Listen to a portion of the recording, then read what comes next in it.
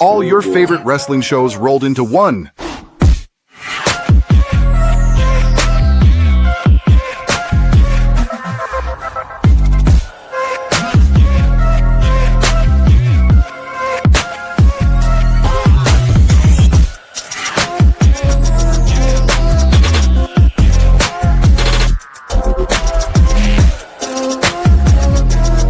Welcome to the WeBook It podcast. Let's start the show.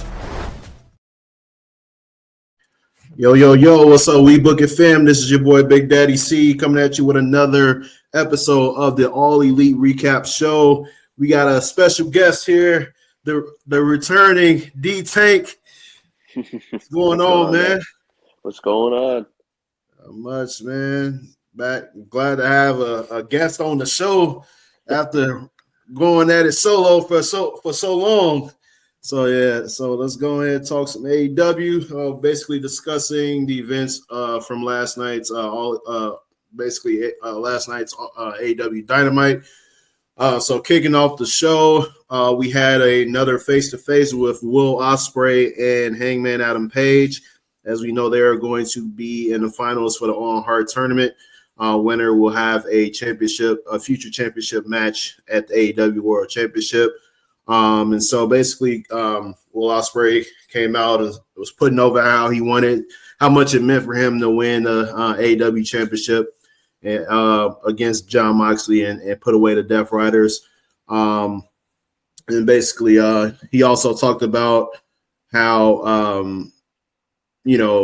pretty much how he wanted this match to be the main event. Like, so he's basically kind of politicking to Tony Khan to get this to be the main event, which I know is not going to happen because there's anarchy in the arena, man. Come on now. Like, it's hard to follow something like that. So I believe that'll be the main event, but we'll see. Anything can change. Hangman Adam Page also talked about how much he needed it. We talked about the whole year. Well, how he's pretty much been away from the world title picture for probably about a year and a half or so. He's been dealing with the whole thing with Swerve, their whole feud, and basically he's talking about how he will sit at home with his child and he's like sitting looking outside the window and all this other stuff. And then Will Ospreay is telling Hangman Adam Page, like, dude, I need you to be your best. I know you have this baby face personality. You've done a lot of good, but I've seen you do bad. I've seen the whole thing with you and Swerve. I've seen the lengths that you be willing to go to get what you need to get when it comes to wrestling. And so I need that guy to show up at Double or Nothing, because if I can beat you, I know I can beat Jon Moxley. I've lost twice, but you've beaten Jon Moxley. If I can beat you, I can beat him. And so basically, it's just them two going back and forth, sharing a couple of drinks as well. They told the security, hey, there will be no hands thrown. We just gonna shoot from the hip. Y'all don't need to do anything. Y'all can go home, get paid to do nothing. And so that's pretty much how that ended. They just a fiery promo, man. They was on fire. More so Will Ospreay. This is probably the most passionate promo I've seen him have in quite some time since he's been with AEW. And so what did you think of this segment, Tank? I think you said it perfectly. I think this is probably one of the best moments I've seen Will Ospreay, and best promos, I should say. One of his best promos I've ever seen him do with AEW, that is. The fact that him and I feel like him and Hangman are gonna definitely tear each other's heads off, but I think it's gonna tell a great story. I think we're looking at possibly one of the best matches on the card, easily one of the best. And I think it's about time to put the strap on Will Ospreay.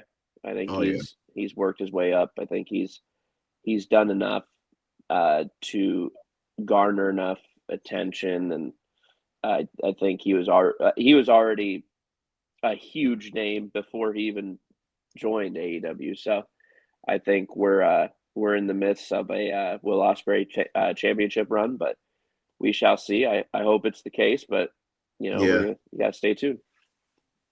Yep, agreed. Next up, we had our first match of the night. Speaking of Anarchy in an Arena, we had a little preview of what's to come for that match. We had Jon Moxley and the Young Bucks against Swerve, Strickland, and the Opps. As we know, Samoa Joe, Powerhouse Hobbs, and I believe Shibata was there as well. And so this match, as you expect, was intense from the start. And then pretty much you had Swerve Strickland. He got out of the way of the EVP trigger, is what they call it now. Then Samoa Joe caught Nick Jackson in a coquina clutch, while the Mogul rolled up Matt Jackson for the 3.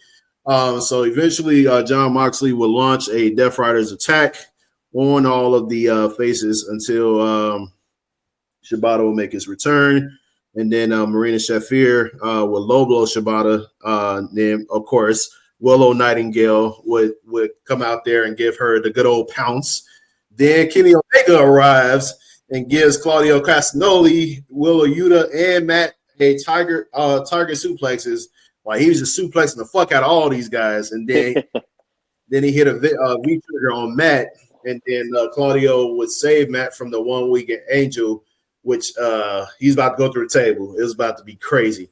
And after this, Samoa Joe basically got on the mic, and he was like, "I was like, hey, this is a preview, but we coming out to y'all tonight, so don't run. Like don't even leave the arena because we ain't done with y'all yet. We gonna get the fans another sneak preview of Anarchy in the Arena." So what did you think of this match and the aftermath? I love what they're doing with the Jon Moxley angle. I think it was about time to overall just unleash what he can do. I mean, he's a beast. He's a beast around the ring, and we'll have to see about the Anarchy in the Arena. In the past, they don't disappoint, but I'm intrigued to see. And Hook's out for a while, isn't he? Yeah, I believe so. Yeah. So I don't. Maybe I don't know if he returns. What did he got injured, right? Yeah. So basically, what they did to Shibata is what also happened to Hook. Okay. So maybe I wouldn't. So he's like not hurt. At least I don't think he is. But I wouldn't be surprised if we see him at Double or Nothing. Yeah. I don't know. I think it's definitely going to be the main event. Yeah, but it's got to be. You got too many big names. You got too many big names in the match. I know, but I still, that Will Ospreay Hangman match, man. Yeah. I mean, regardless, I feel like they, at the very least, it's got to be the second to last match. If it's not the last match, it's got to be the second to last match. And so, I mean, you can't go wrong. Both matches going to be fire. So, like, as long as they're the last 2 matches on the card, I don't mind whatever order it goes in, as long as they're the last 2. So, yeah, moving on. Basically had pretty much had another promo here. The one we've all been waiting for. MJF officially signs with the Hurt Syndicate. And so basically kicking off this promo, they had the signing, official signing. And then they will eventually be interrupted by Dustin Rhodes and Sammy Guevara. Basically, Dustin was warning the Hurt Syndicate that they were day one guys and that they have faced much worse than them than what they could dish out. And so basically, we challenge y'all for the championships at AEW. Well, they won a match to get the opportunity at the AEW Tag Team Championships. Right. And so the match, this match is going to be, I think it's going to be pretty solid, man. I don't think it's going to be one of those squash matches. I think this is going to have a lot of meat on the bones for this. not too much of the build hasn't been that much. Is because it's been more so focused on MJF joining the group. But I think this is going to be a solid match on the pay-per-view, probably midway in that mid section of the card. So what did you think of this promo here? I mean, anything MJF touches right now is gold. Let's just be honest. I think the man is as a shirt I have is he's the present. He's the present and the future. He is. I mean, there's no denying. We've talked about it before on earlier episodes that of the overall podcast that MJF, he's going to find his way to the WWE, and it's upward trajectory for him. I'm intrigued to see what they do with this storyline eventually. Like, I think they're going to take a page out of what we thought or what we've talked about with, if MJF were to go to WWE, would they put him with Paul Heyman? I think eventually the Hurt business right now is new. It's still new-ish. So you can't do it now, but I think eventually we're going to see MJF and MVP. It makes sense. Go like one-on-one? No, split from the rest of the Hurt business. Oh, you mean like have MVP basically be the manager of MJF? Turn on the Hurt Syndicate. Oh, I feel like, and that would be gold. But that would be gold. Do you think? I mean, honestly, do you think MJF would then like? Do you think he needs a manager at this point in his career? Like, man, because he's his own mouthpiece. He's his own mouthpiece, and overall, you don't want to tarnish what he's doing right now. Right. The man, when he picks up a microphone, his wrestling's great already, but his mic skills are probably some of the best I've ever seen in a wrestler. And so why take him off unless they do it as like an ultimate heel where MJF's like, I've already said too much, MVP, take it away. You know what I mean? Like sort of like F everybody, you don't deserve which would be great because everybody looks when MJF talks, everybody listens. Right. Everybody listens.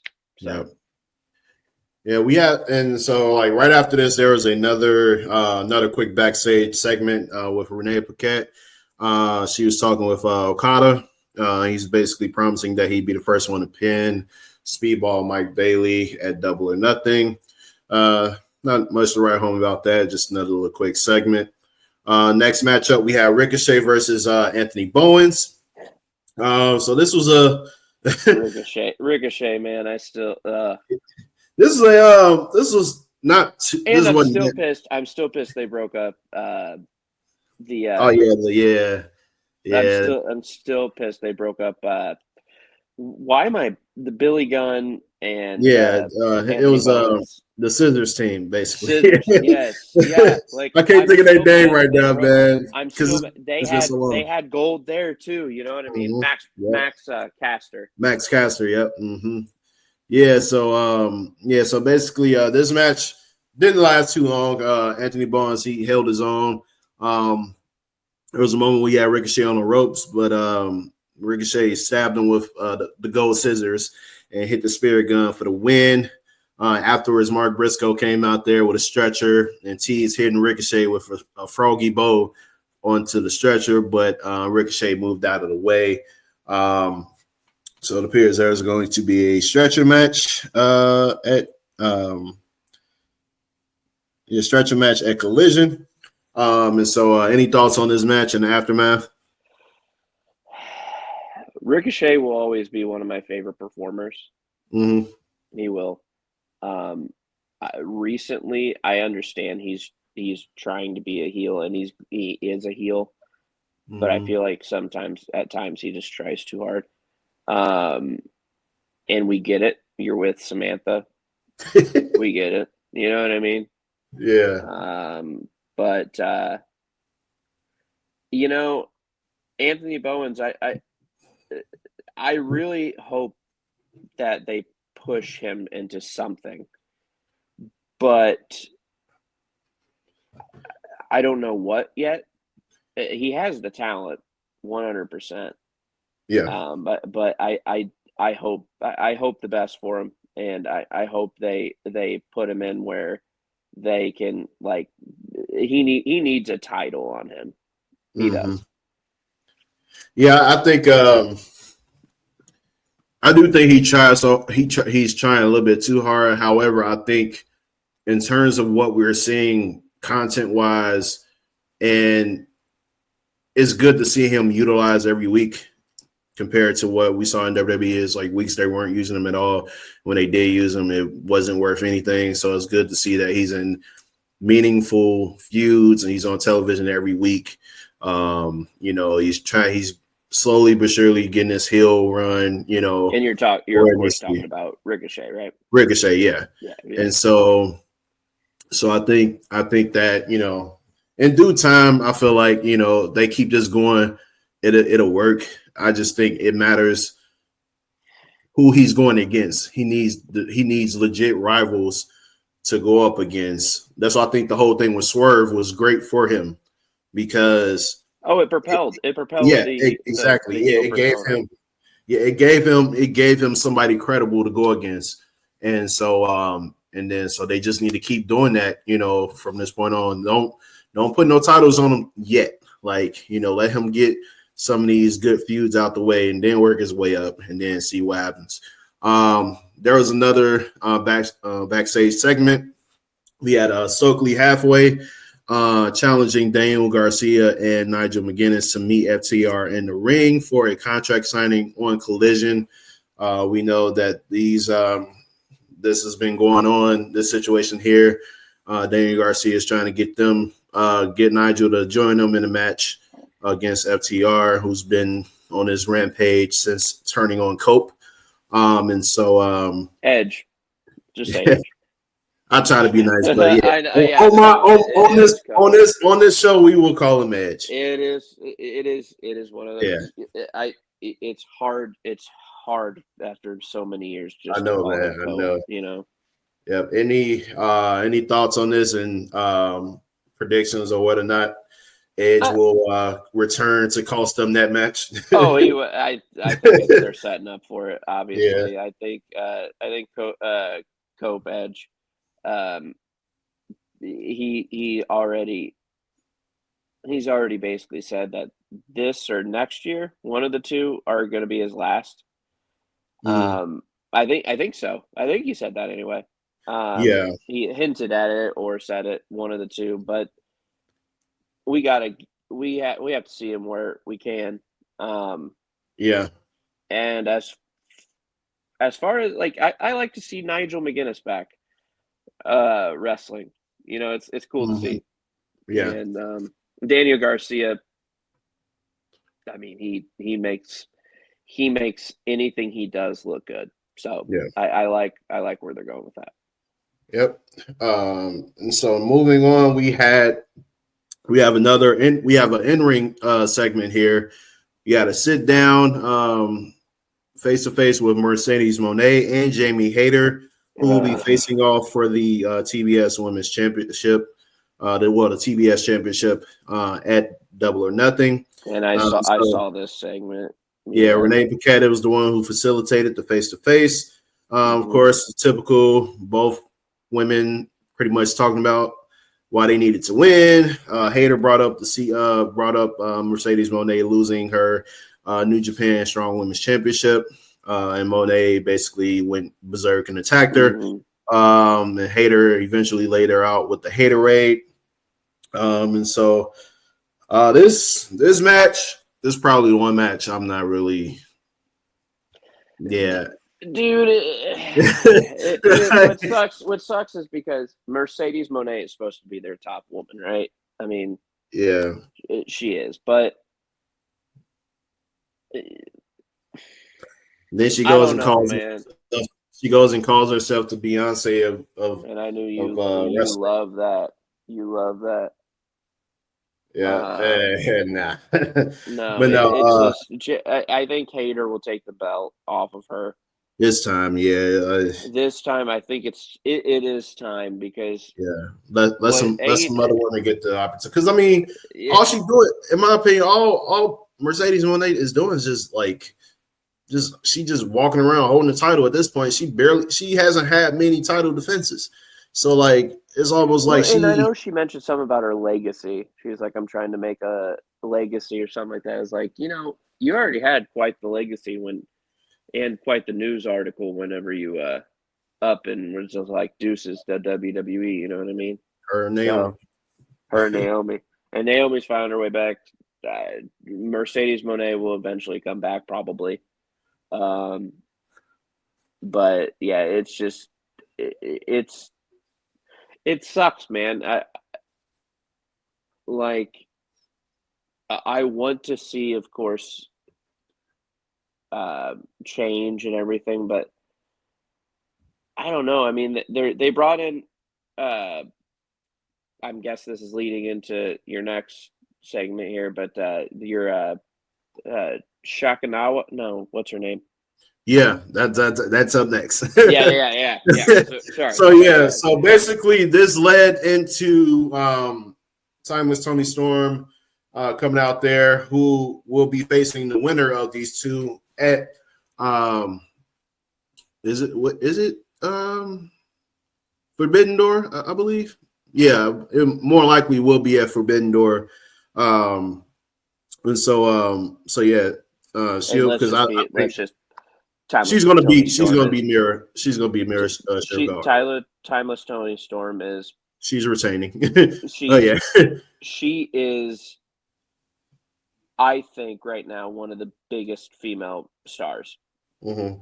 Like her gimmick, her ring presence, her even her post interviews. The last one of the last ones when she was talking about, like, she did there was a man from Nantucket.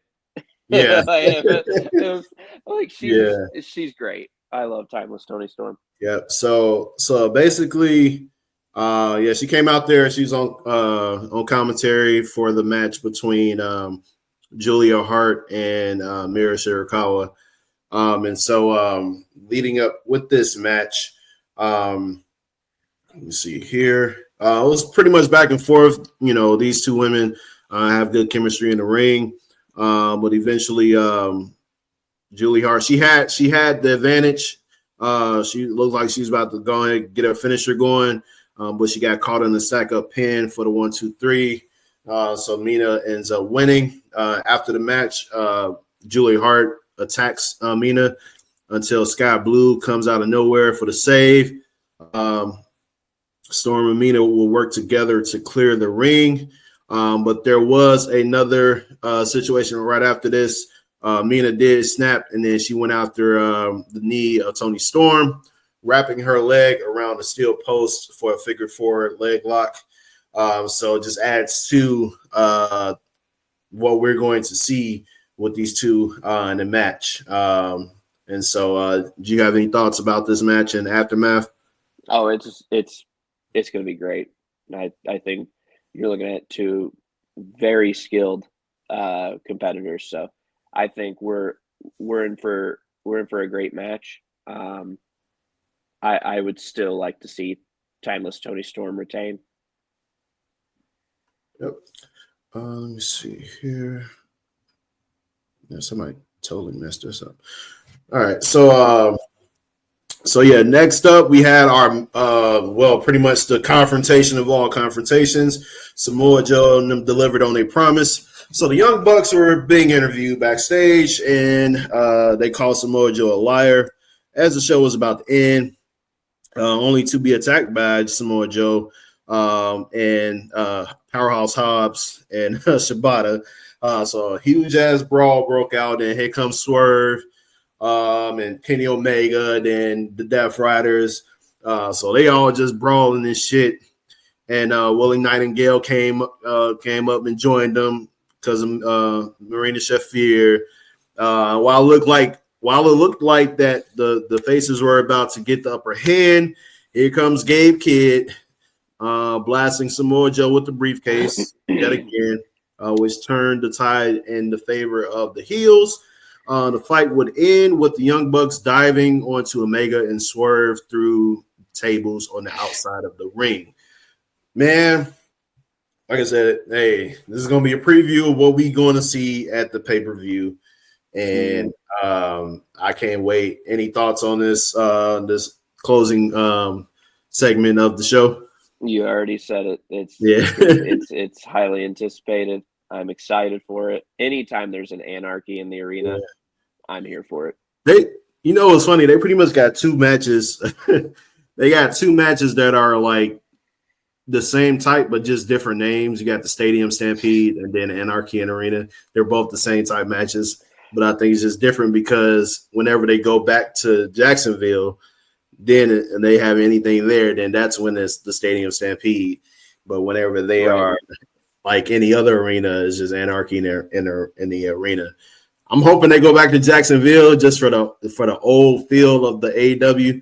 I do hope they go back just for a few shows there because they're actually doing a I don't know if you saw it, but they're doing like a Chicago residency. So they're gonna have like probably like 6 to 8 shows back to back to back. I think it's this summer, I believe, and so more likely we'll be leading up to like a big pay-per-view. I don't know if it's for All Out or All In. No, All In. The fuck? All In. Somebody started their car outside. No, All In will be in Texas, and I think All Out. I feel like All Out. I don't know I think it'll be in Chicago. But yeah, so if they do a residency, and they should do a residency in Jacksonville and kind of like get that old AEW feel from when they first started out. And then during the pandemic, they had so much creativity with that match itself. So we'll see what happens with that. But yeah, so that was the main event, like segment of the show. Any final thoughts on AEW Dynamite for this week? I'm hoping the pay-per-view goes strong, man. I'm looking forward to it. I think definitely my favorite match on that card, though, got to be the Will Ospreay match. Ospreay and Hangman. Hopefully this pay-per-view doesn't last as long as the previous Double or Nothing show did, because man, you were falling asleep. It was a struggle for your boy, man. I remember that. It was a struggle, man. It was a struggle. But yeah, I expect good things to come out of the pay-per-view. I'm not buying it, but I'm going to watch illegally on the streams. And then why would you say that? Hey, Vince is no more. What Tony Khan gonna do? Oh my God. What Tony Khan gonna do? I don't condone it. I do not condone it. But no, it should be a good pay-per-view. But yeah, thanks for all who's going to tune into this episode once we get it uploaded. Shout out to Tank for joining me this week. Appreciate you, bro. So yeah, we're gonna get this uploaded. Thanks for all who's liked and subscribed to the podcast so far, whether it's on YouTube or social media. Continue to get the word out and support us. We're currently at 1,600 some subscribers on YouTube right now, trying to get to 2,000. So continue to help us out with that. This is your boy Big Daddy C signing out. Tank. We catch you guys tomorrow. Be on the lookout for the SmackDown recap show. So yeah, peace.